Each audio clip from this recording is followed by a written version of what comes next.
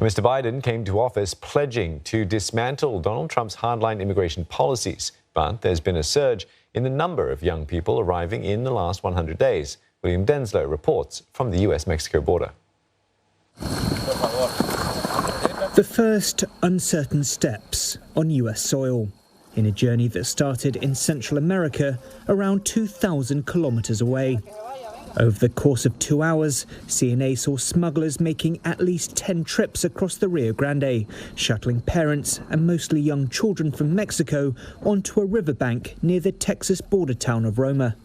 The migrants then make their way up the hill to be processed by waiting Border Patrol agents. Pastor Luis Silva is often on hand to provide water and help escort them. He says this has become an almost nightly event since February. They are allowed to ask for asylum as they come in.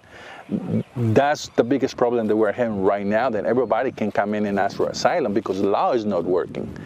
When the COVID-19 pandemic hit, then President Donald Trump effectively closed the border to asylum seekers. The controversial Title 42 policy remains in place.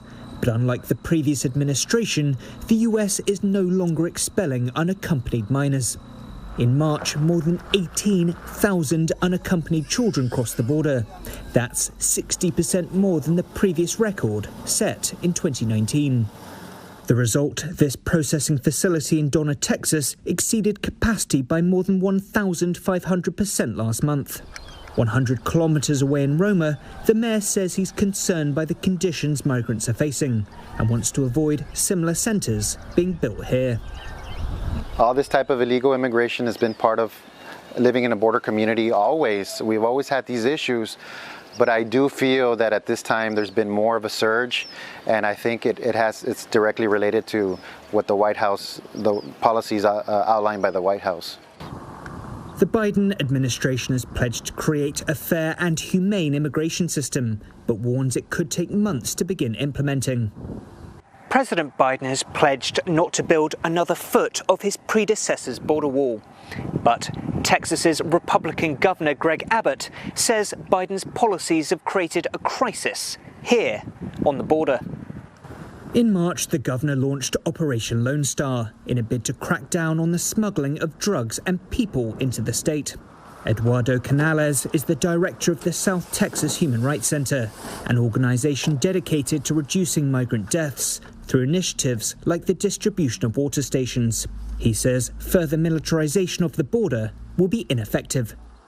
Regularize people, give them the labor mobility that is needed, and you will see that their own communities will develop.